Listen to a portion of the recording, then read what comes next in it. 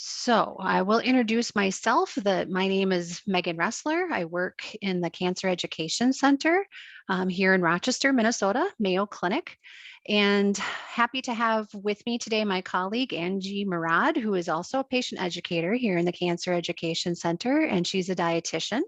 So she's going to be leading our session today on eating for good health, separating fact from fiction. And she's going to share a bunch of different information with us. So she's going to go through the presentation. She's going to maybe ask a few questions along the way, and then we will certainly reserve time at the end so that people can have an opportunity to ask us questions at the end of the presentation. So if you've got questions, go ahead, hold off on those till the end, but we'll address those in the Q&A afterward. So Angie, I'm going to turn it over to you. Yes, thank you. Thank you, Megan. I'm going to go ahead and share my slides here. Just one second while I pull them up. And how does that look, Megan? Everything looks okay? You're looking good. All right, perfect. Yes. Okay. All right. So great. Thank you. So I am a patient educator here at the Cancer Education Center, as well as a registered dietitian. So looking forward to doing this presentation on eating for good health. So just to get started, we all know that eating a well-balanced diet doesn't just help you live a healthier life, it may also help you decrease your risk for cancer. So nutrition is an area where we can play an active role in prevention of cancer and as well as other chronic diseases. Just to kind of go over what I'm going to talk about today is want to provide you with 3 nutrition recommendations that can help you reduce the risk of cancer, and even more of a bonus are other chronic diseases. And I want to also hopefully give you 3 examples of how to make healthier or healthful dietary changes. And at the end, I'll also share some 2 reliable resources to find information about nutrition and cancer, as well as some information too that you can find on Mayo Clinic Connect on our cancer education blog. So I just wanted to share with you some information. These are some recent headlines from major media outlets. Unfortunately, many of the outlets, as you might have seen, have sensationalized studies to get almost like a wow or a shock factor. And they may also play on our emotions and fears, which unfortunately sells better than actual science or truth. Usually the information is somewhere kind of in between with the shocking headlines. But just that kind of confuses us a little bit in regards to nutrition. So we know that when I worked mostly only in the space of nutrition in my previous area at Mayo Clinic, it really can be such a controversial topic. If you think about it, I mean, we know what foods we like, what foods we don't like.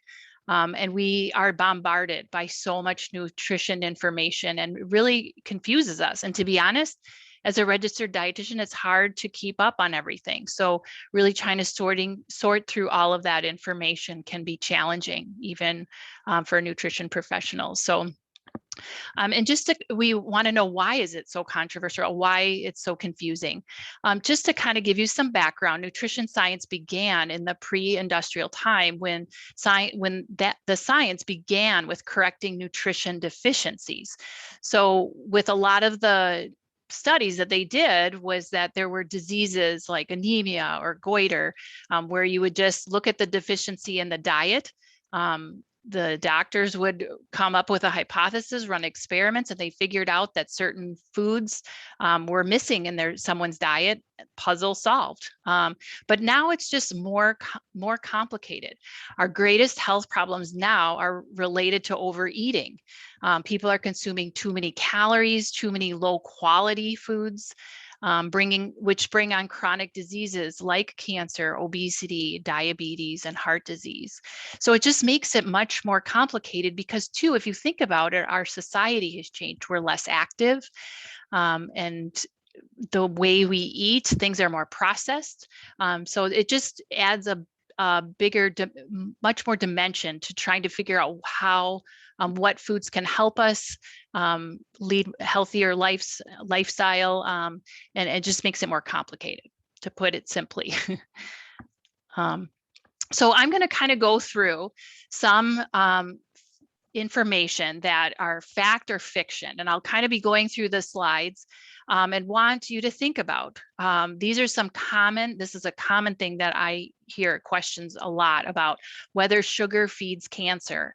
And think to yourself whether you think that's fact or fiction. I'll kind of go through then the next slide to talk about whether it's fact or fiction. Sometimes it's kind of a little more complex and I give a little bit more background on it, but just to let you know. So think about whether you think sugar feeds cancer. So the answer to that question is fiction, but it's not a very easy, simple answer. So sugar doesn't feed cancer. I mean, if we think about it, all cells, including cancer cells, use sugar for fuel, but that doesn't mean that there's a direct connection between the sugar that you eat and the growth of cancer cells. And if we think about it, many foods are naturally contain sugar in them, like whole grains, fruit, dairy products, and some kinds of vegetables, more starchy vegetables. But they're not simple sugars, they're more complex sugars or carbohydrates. These same foods also have a lot of other great nutrients in them and can protect us from cancer. But where the problem comes in is when foods with too many added sugars are found in a lot of highly processed foods or beverages are eaten very often, and they provide a lot of extra calories and very little nutrients, which then leads to weight gain. And I would also say that the foods that with these added sugars cause an increase in insulin levels. And insulin is what's in the body, our body produces and is excreted when we have higher amounts of sugar in our blood. So long-term increased insulin raises our risk for certain kinds of cancers like breast, prostate, and colorectal cancers. And then too, with these excess calories, body fat promotes inflammation in the body, which can damage DNA or what codes our cells and may lead to certain types of cancers. But just rest assured that what's reassuring is that by changing our lifestyle habits, by like eating well, staying active, and maintaining a healthy weight, really decreases our risk for those, in particular, those 3 types of cancers that I mentioned. So there are some things that we can control in the way of lifestyle factors. So I talked about maintaining a healthy weight. To date, there are no randomized controlled trials. And so these are research studies where they take large population and randomize people and look at studies. And these are the best kinds of studies. These are the ones you want. So there are no current randomized controlled trials showing a direct link that sugar causes cancer. But there is, however, this indirect link that I mentioned by showing an increase in being overweight or being obese that does link certain types of cancers. So this slide, or this image on the slide, shows that being overweight or obese increases our risk of 12 different types of cancers. So on this slide, it's just showing 11. And it does not include mouth, pharynx, and larynx cancer. So that's the 12th that was not included on this slide, or that image. But I wanted to put this picture because it's a little bit bigger. You can see it better. And what I want to mention too is that weight loss doesn't have to be daunting. We don't want to as a dietitian, I don't want you to feel like it may be very difficult. I mean, weight loss is difficult. That's what I'm saying. I don't want you to feel that you have to lose X amount of weight. What we really want to mention is that there are health benefits when we can see weight loss as little as 5 to 10% of your current weight can really help not only decreasing certain types of cancers, but can also help with other things like diabetes, can help if you have liver disease too. So you can have other health benefits and just also protecting you from cancer. So just want to mention that. increased risk with obesity. So again, just wanting to make small changes, and I'll emphasize that throughout this presentation on what you can do to help maintain a healthy weight. So again, no direct link between sugar and cancer, it's this indirect link. But I want to ask you a question. What percentage of Americans believe that sugar feeds cancer? What do you think? I'm going to give you a minute to think about what your answer might be, and I'll share with you what percentage of Americans believe that sugar feeds cancer.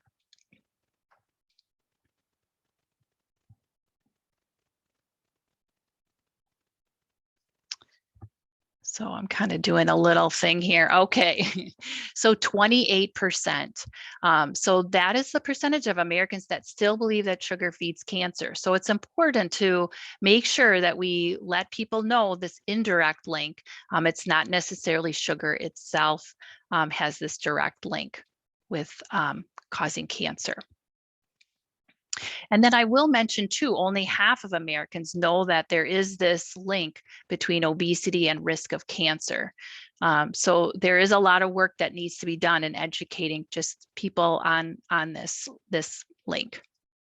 So bottom line, we do know that maintaining a healthy weight is important, but by really looking at overall dietary habits, like avoiding sugary drinks, limiting the consumption of energy dense foods, which just means foods that are highly processed and have a lot of those added sugars.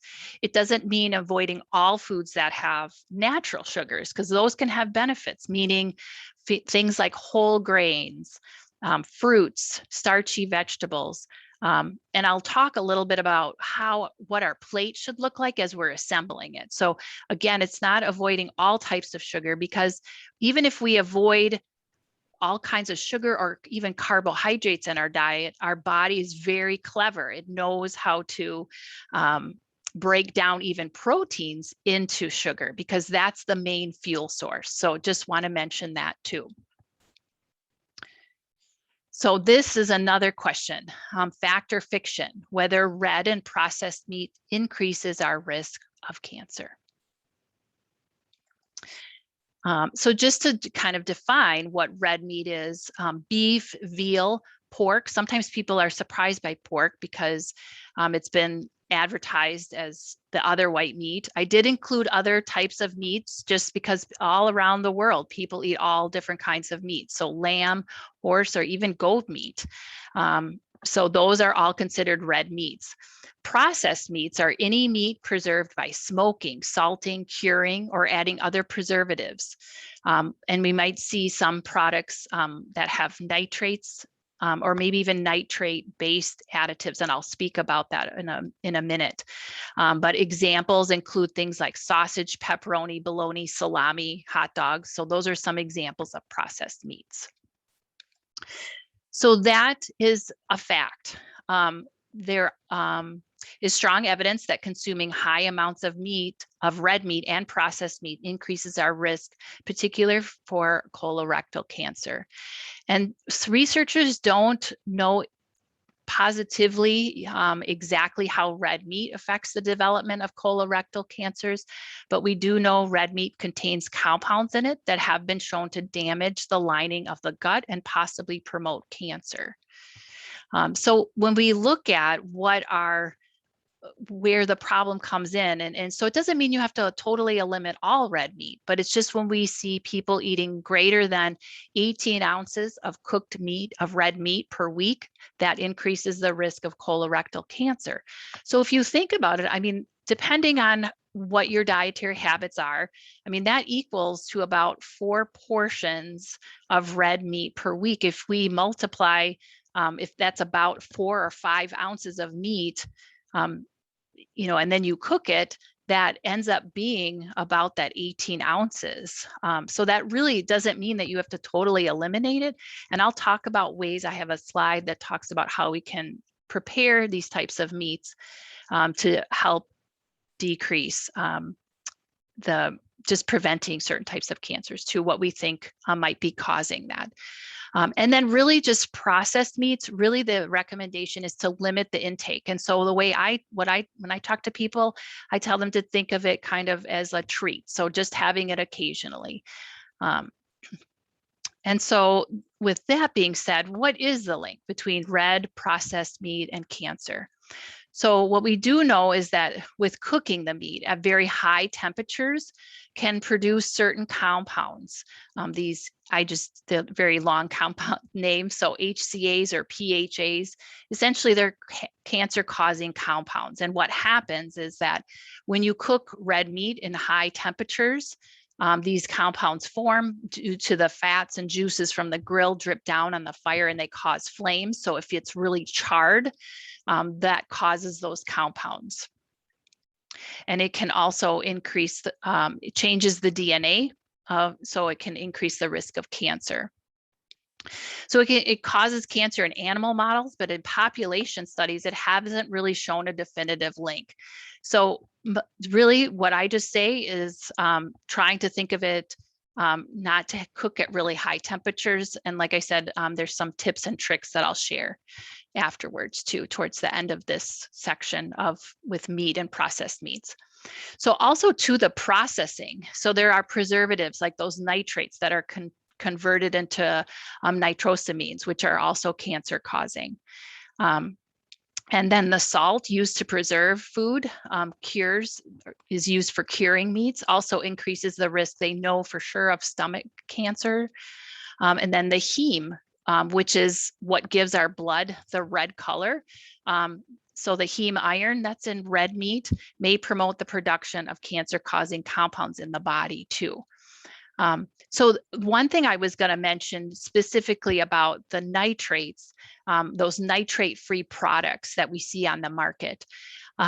Right now, they're relatively new products. And so they really haven't done a whole lot of studies showing whether they're good or bad. But what I have read is that instead of using the actual nitrates, they do use celery juice, which is used as a preservative, which it's used in high concentrations, which also contain nitrates. So again, I still recommend really thinking about processed meats as a treat, just because right now we don't have a whole lot of data in about those products. So more to come on that. But again, my recommendation is just to have them occasionally, not necessarily every single day, and thinking of other sources of protein instead of just with processed meats that I mentioned earlier. So then I want to ask a question too. This slide doesn't kind of go through the numbers, so I'll just have to let you know, but what percentage of Americans do not follow that less than 18 ounces of red meat per week? I found this quite interesting. So I'll let you think about that for a second, and then I'll let you know the answer. So the answer to this is actually C. 67% don't follow that less than 18 ounces of red meat per week. So that's quite a lot of people. So again, talk about a little bit of tips and tricks on how to incorporate less meat, maybe other sources of protein in our diet. So we have some work to go with that. And it could be different too, even in different areas of the United States. We're in the Midwest, and I will have to say that often we think about our plate kind of being the center of our plate, being the meat. So just sometimes that's a big shift in how a lot of people eat. So if that isn't something that you're doing, you're already following that recommendation, less work or less things that you have to change within dietary practices. So ways to reduce risk while eating red or processed meat. So for one thing would be to marinate meats. So if you can try to marinate more than 30 minutes to reduce less of those cancer forming compounds. Just when you use marinades like mixtures of an acid like vinegar, lemon juice, or wine, and different spices, that just helps break down the meat so that it makes it more tender, so you don't have to cook it as long. And then another thing that you can do is partially pre-cook meat. So if you put it in the oven for a little bit, and then you just put it on the grill for a very short amount of time, that really reduces the amount of exposure to flame. And like I said, in that other point, reducing that direct exposure to the flame. And then just really trying to think about keeping meat portions to that recommended amount. If you think about, I mean, everybody's hand's a little bit different in size, but the palm, or you can also think of the size of a deck of cards being about 3 ounces, that kind of helps you know about how much meat you're consuming at any one time. So 3 to 4 ounces, or about a quarter of your plate. And then thinking about other plant sources of protein. Can I have chicken, fish, beans, or lentils? So chicken or fish are animal sources, but they're another type of meat other than red meat. And then, like I mentioned, things like the beans or lentils. And I'll even give you a link, or talk a little bit about a link to help think about some other resources of just how do I even cook with those kinds of plant-based protein or other protein sources. So bottom line, we're really just, the recommendation is trying to avoid processed meats, or thinking about, even just looking at how often am I eating processed meats? Can I cut down 1 or 2 servings? If I'm bringing it almost every day to my lunch, can I think of some other things that I could bring to my lunch, or even a vegetarian type option, or a salad with beans or lentils or eggs on it, and just really limiting the amount of red meat that I have to that 18 ounces per week. And then fact or fiction, this is another one. Soy increases my risk of breast cancer. And this, I'll say fact and fiction, just because it was once thought that soy foods increase the risk of breast cancer. Soy foods have what's called isoflavones in them, which are found in soy, and they're actually a plant estrogen. And high levels, we know that high levels of estrogen have been linked to an increased risk of breast cancer. However, food sources of soy don't contain high enough levels of these isoflavones to increase the risk of breast cancer. But what the research is telling us is that lifelong diets that are rich in soy reduces the risk of breast cancer in women and men. But we don't see as much of a protective effect. It isn't as strong for people who eat just not as much soy, or eat soy later in life. So currently the recommendation is to eat a moderate amount of soy. Soy foods doesn't appear to increase the breast cancer or any types of cancer. And if you have questions, it's important to ask your provider to have more details on that. And what we do know is that there are benefits of soy foods. It lowers our risk of colorectal cancers.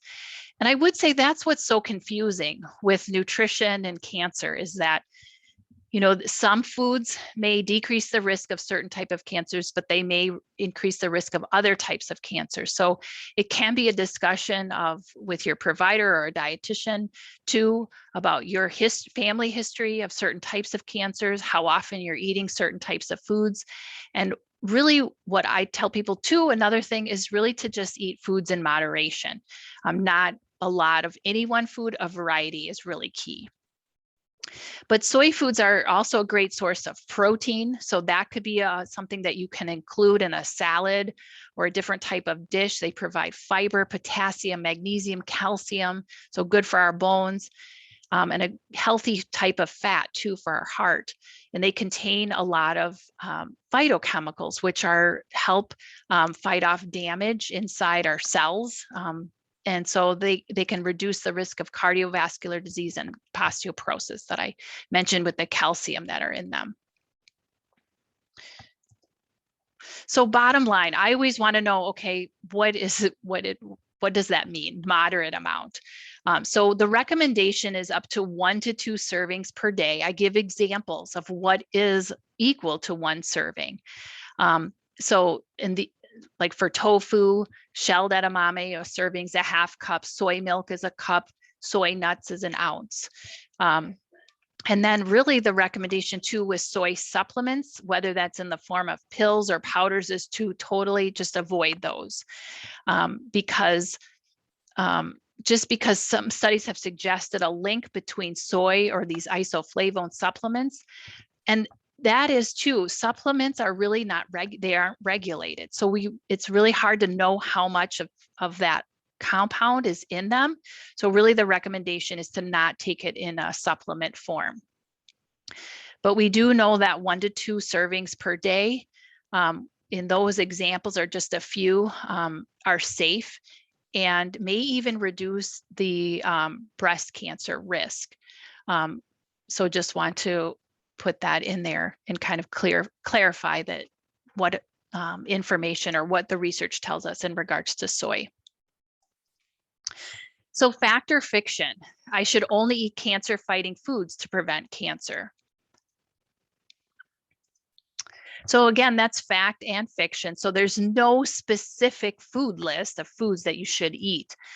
The recommendation is to really try to consume a mostly plant-focused diet. So they're going to have those phytochemicals. And so I mentioned that word a couple times, and they're naturally occurring compounds in plant foods like fruits, vegetables, whole grains, beans, nuts, and seeds. And there are more than 4,000 different phytochemicals. So we know that they're often give the colors of all those brightly colored fruits and vegetables on this slide. So it's best to look at your eating pattern and how many fruits, vegetables, or whole grains you're eating throughout the day, and really try to decrease the amount of processed foods in your diet or added sugars. And 2, also just when we typically eat this way, with a more plant-focused diet, it's going to just naturally be lower in calories, which will help maintain a healthy weight.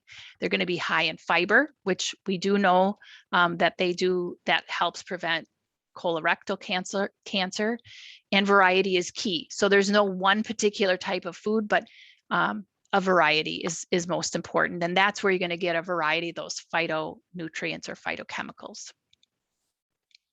And I always use the analogy of this, or using Symphony of food for good health, because really because nutrition is so complex, there could be things in the foods that we don't even know about yet that could be helping us protect us from cancer. So really just having a variety, brightly colored foods, whole grains, as much as possible to have that more plant-focused diet.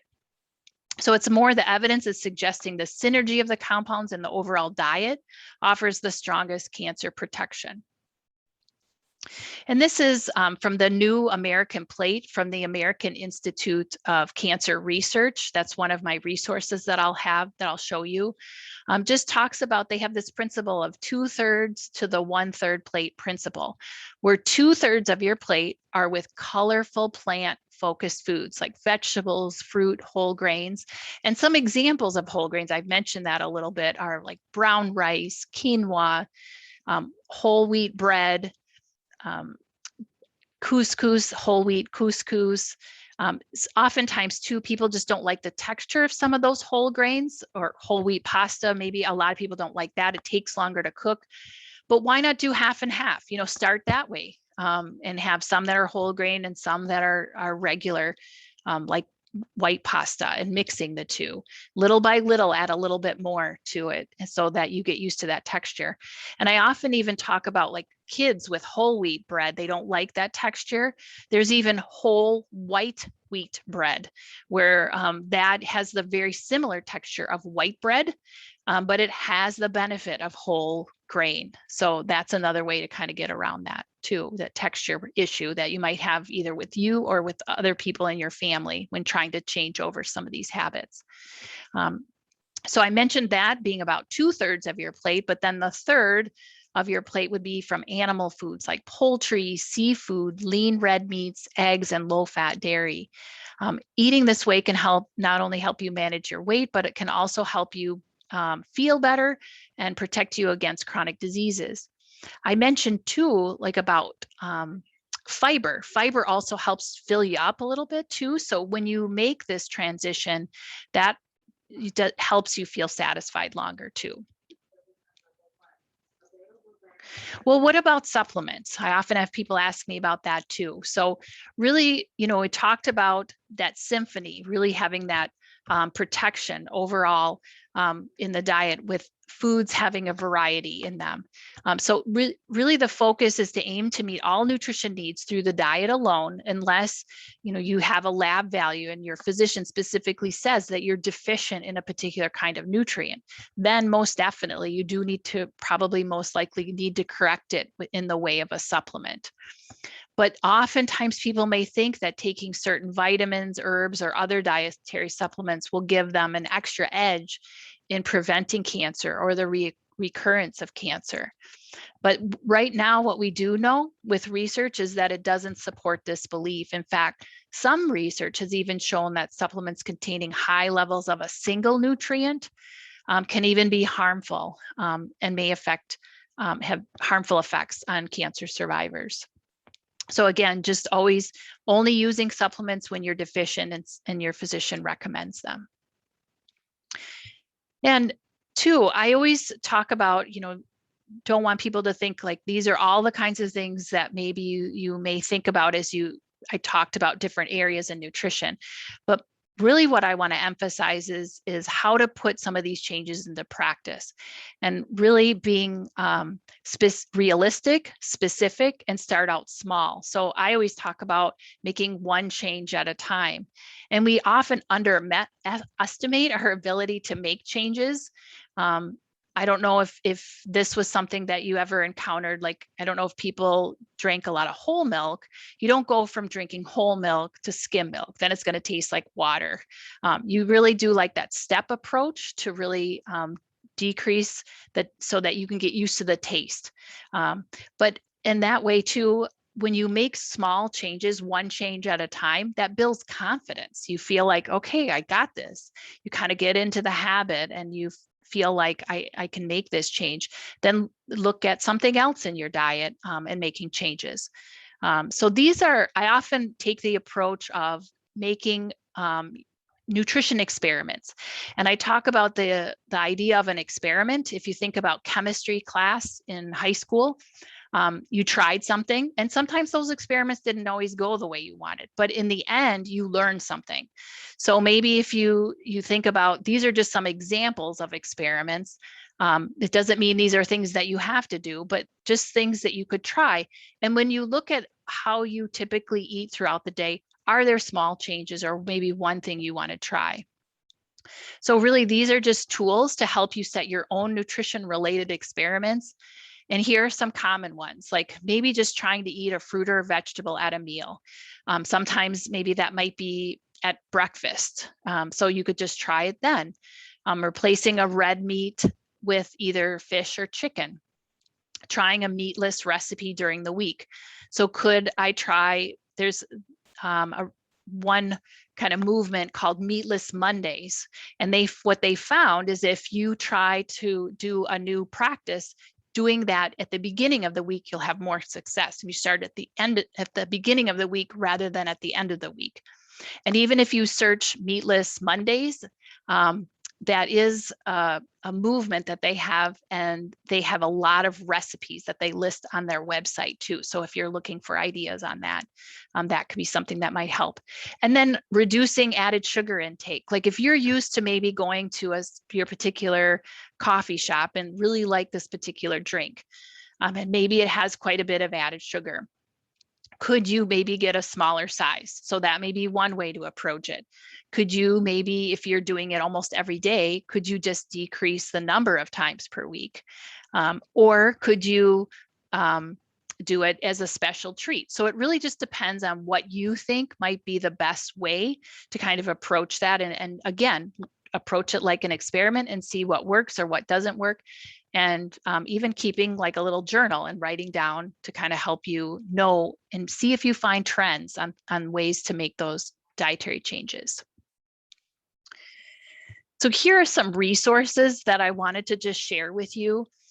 So the first one is this American Institute for Cancer Research. They have a lot of great information on there. A lot of those common questions like to sugar feed cancer, about red meat, processed meat, information on alcohol and cancer risk. So just really, and they do have recipes on there too. Another great resource that I have too on here is this oncology nutrition, and specifically that Eat Right to Fight Cancer. So that's one of the oncology practice groups in our dietetic organization. And they have really great resources as well as recipes too. American Cancer Society. If you just look up, if you want to generally look up information about cancer, certain types of cancer, mayoclinic.org. And then too, even if mayoclinic.org has recipes, but even if you do a Google search, Mayo Clinic and recipes, it will bring up this website. It's kind of long, and it has them categorized by meat lists or recipes if you want to lose weight, if you want certain meals. So there's different ways you can search or click on different links to find certain types of recipes. Some crossover, but just want to mention that too. So the last thing that I wanted to share, and I was mentioning this when I started off, was Mayo Clinic Connect. So specifically, our Cancer Education Center has its own blog. And what this is it's an online community that connects people. And specifically, I mentioned our Cancer Education Center provides realistic, reliable, up-to-date education material that relate to patients' cancer care. So I can even click on this too to kind of show you, but there's articles that are on there, as well as other resources on some classes that we also recorded. And I just want to make sure that Megan's seeing that too. I am seeing it, and I've been trying to drop some of these websites that you referenced into the chat so people can grab it there.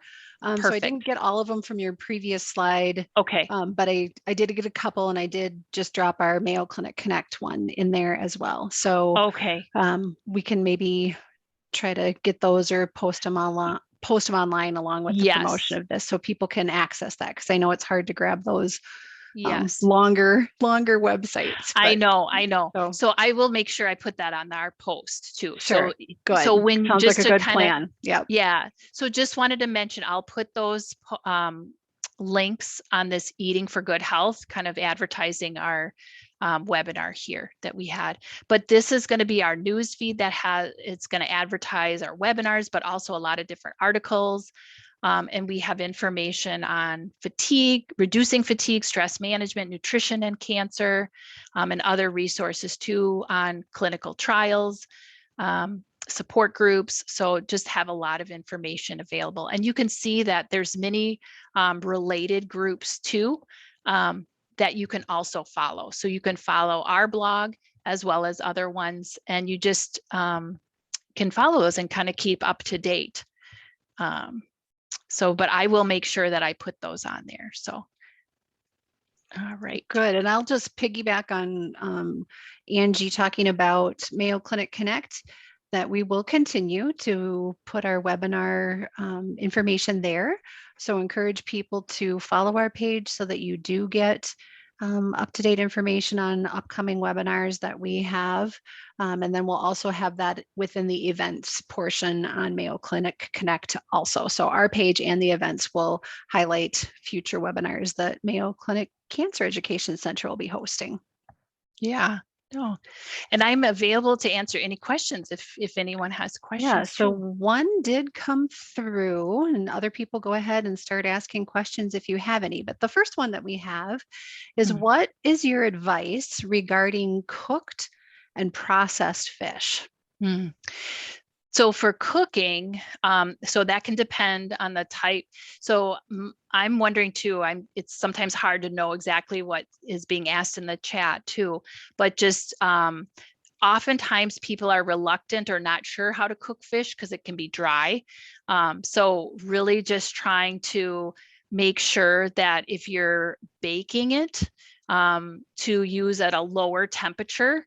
Sometimes using things like lemon juice on it can provide extra juiciness to it. It doesn't dry it out. And really just following a good recipe in the beginning too, because it cooks quite fast. But one thing that I would say that's nice about fish is that it thaws quickly. So if you're kind of struggling with meal planning, that can be something that you can cook in a thaw quickly and cook relatively quickly too. And then with processed fish, like I'm wondering if you mean more like smoked fish. So that's going to be higher in salt. So again, it just really comes down to how often am I eating it throughout the day, in a week's time period.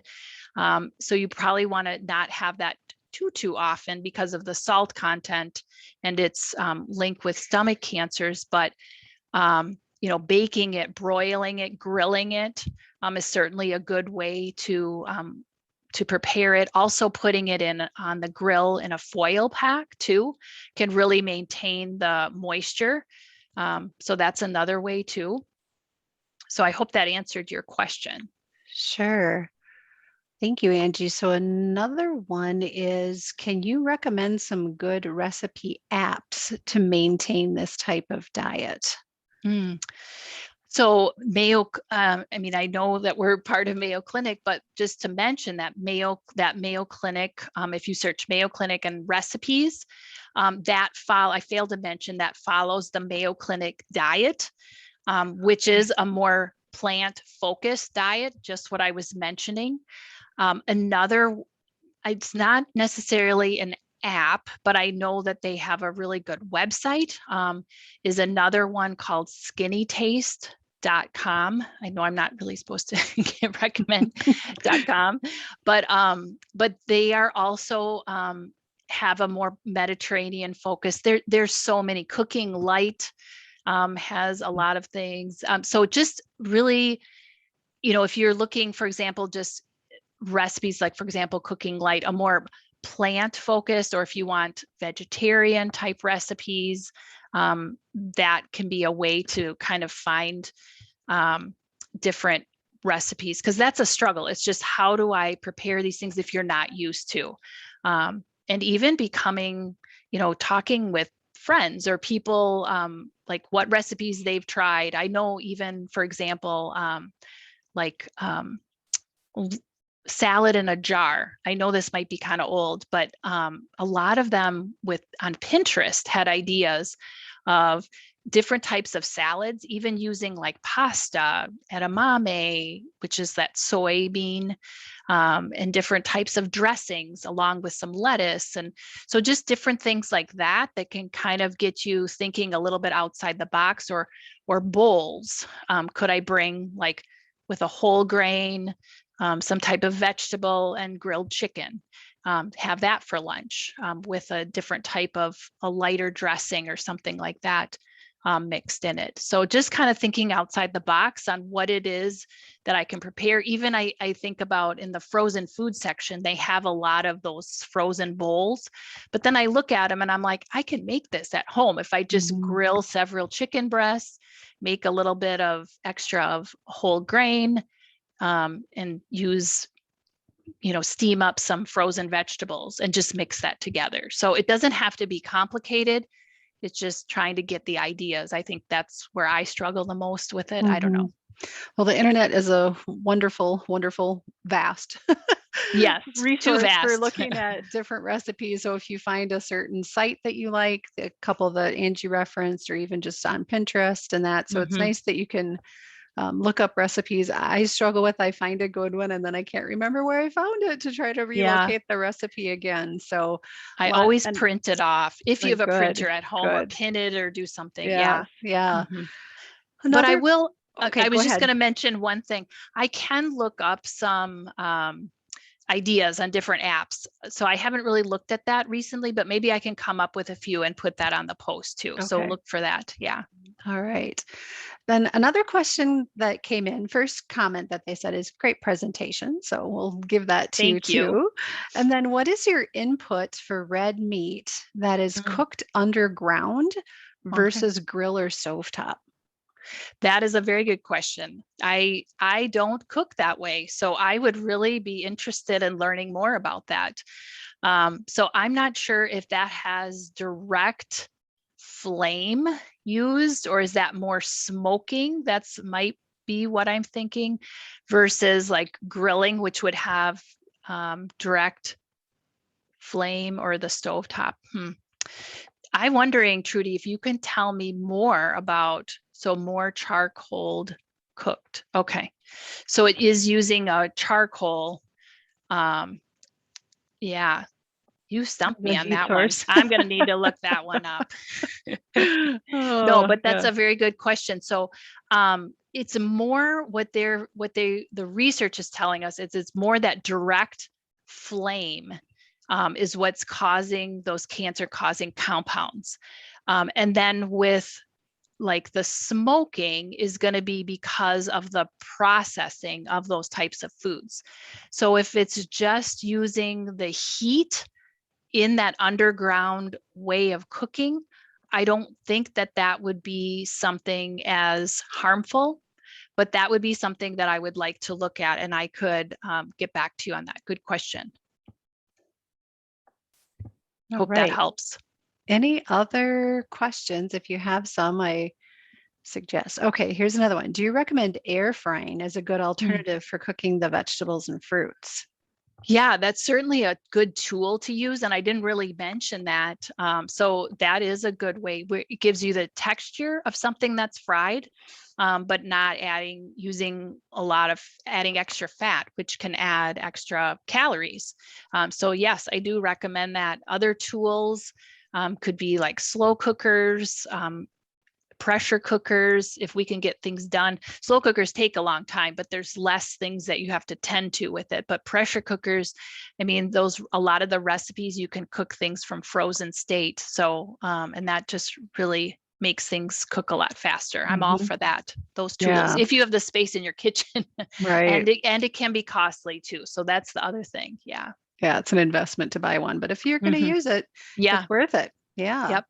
I agree. Um, so I just want to say, Angie, you made a lot of good points about just starting slow and Mhm. trying to really incorporate a couple of things into your habit before you take on a whole bunch more. So, whatever that may be, as far as if you want to focus on fruits or focus on vegetables or focus on less red meat or no meat at all, or wherever you think you could make some Mhm. dietary improvements, you have to, decide that for yourself with your own evaluation. So, just incorporating small steps. And then the other thing that you said that I really find helpful when I remember to do it is to record things. So if you can keep a food diary and just see, not getting quite as much of this, or I'm getting way too much of something, that on a day-to-day basis, sometimes it's hard to really catalog that and make a decision. But if you do a week at a glance, look back and can identify some areas for improvement. So that was a good suggestion that you made. Oh, good. Yeah. And that's the thing too, like you mentioned, just kind of reflecting on it.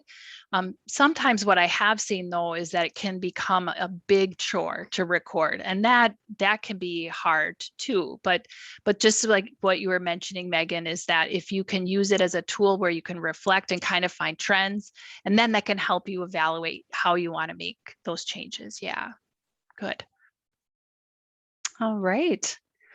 Well, I will say thank you for joining us today. Yeah. We encourage you to join us again for future webinars. Would love to have you share them with your friends because we would like to get even more people here. We will post the recording online. So if there's something you want to go back and review, or if you have other people you would like to recommend it to, you can steer them to our Mayo Clinic Connect website and the Cancer Education blog, where they will find the recording for this session that we did today. So I want to say thank you, Angie, for all the Thank great you. information, and thank you to all of our participants that joined us. We hope you Yeah. have a good day. Thank you. Have a good day. Yeah. Bye-bye. Bye.